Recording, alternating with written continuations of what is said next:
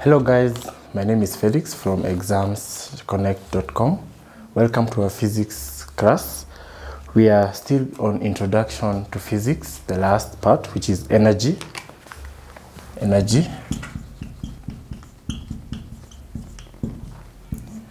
This is also a very interesting topic under the introduction of physics. Now, energy is what enables us to do work. Without energy, we cannot be able to do the various activities that we have out here. A car cannot move without the energy that it gets from the fuel or the gas. We cannot even be able to stand up if I don't have the fuel in my body. So the fuel that has me moving on is what we call energy. Now we start by first looking at the forms of energy. The forms of energy. Energy can appear in so many forms of energy. And the reason we need to look at these forms of energy is because in physics, under the law of thermodynamics, we know that energy cannot be created, neither can it be destroyed. That's a law that needs to be obeyed even when you are having energy in nature, that you cannot destroy energy, neither can you create energy. So this is what we call the law of thermodynamics. Now, it therefore means that energy must be in different forms. Energy must appear in nature under different forms. And when we talk of forms, we're talking of number one, we have mechanical energy. Mechanical energy.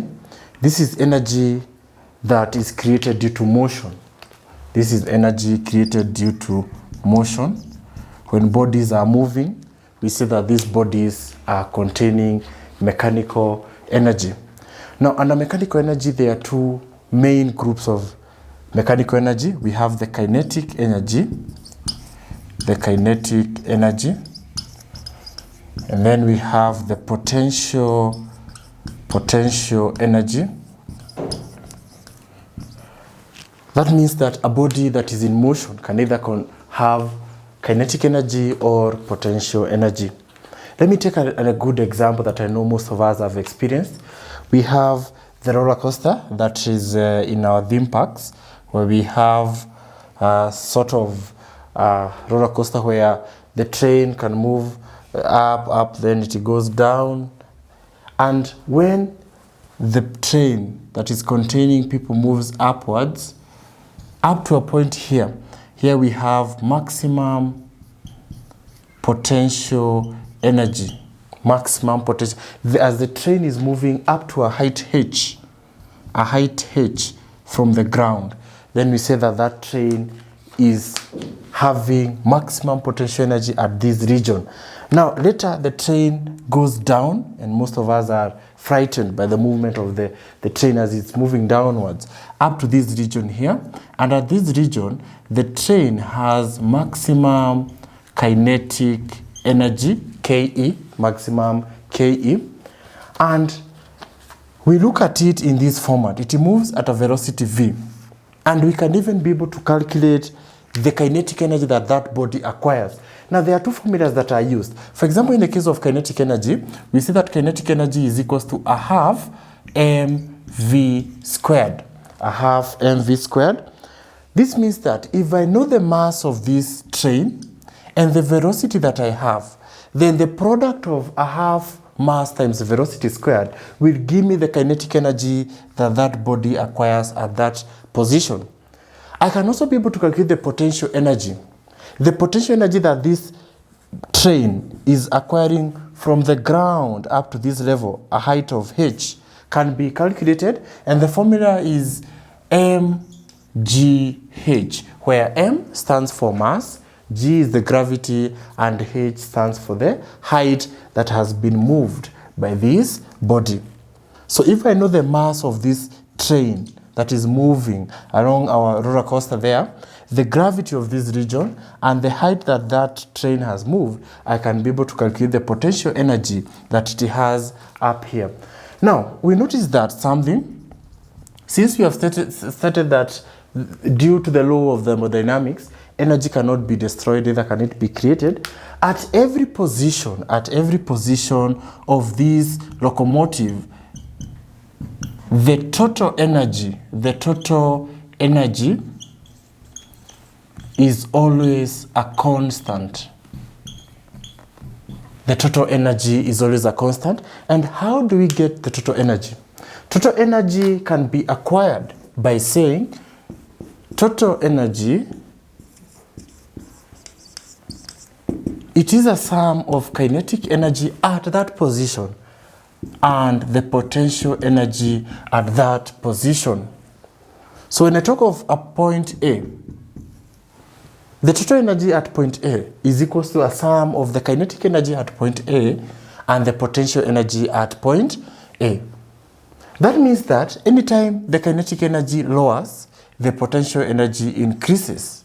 And anytime the kinetic energy increases, the potential energy has to lower so that we can maintain the constant value of the energy. So that's how we get the total energy of the system.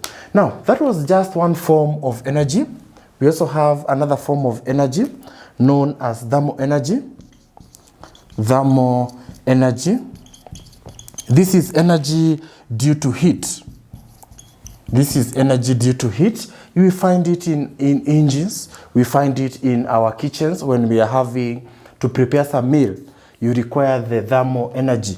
Number 3, we have another form of energy that is known as electromagnetic energy. This is energy that is contained in waves.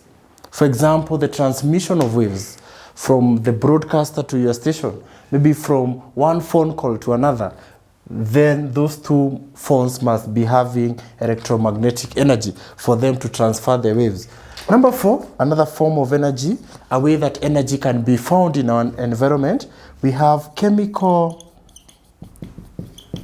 energy. This is also known as stored energy. This is contained in fuels that are burnt, battery cells that are used in our gadgets. They have stored energy in form of chemical energy. Number 5, we have the nuclear energy. Nuclear energy has been used in the production of electricity, especially in modern towns where we have nuclear stations producing energy. This is the energy contained by the smallest unit of matter, which is called a cell, a nuclear. A nuclear has nuclear energy, and we can use this energy. Remember, you can change it from one form to another. And the instruments responsible for the changing of this energy from one form to another, we call them transducers. A transducer is a gadget that can change energy from one form to another. For example, we have the dynamo. It's a very common transducer. Dynamos. We also have the motor. Remember that the dynamo changes mechanical energy to become electrical energy. We also have the motor doing the opposite, where it now changes electrical energy to become mechanical energy, that is kinetic energy. Next we have the bulb. The bulb is also another transducer. The bulb changes chemical energy to become light energy.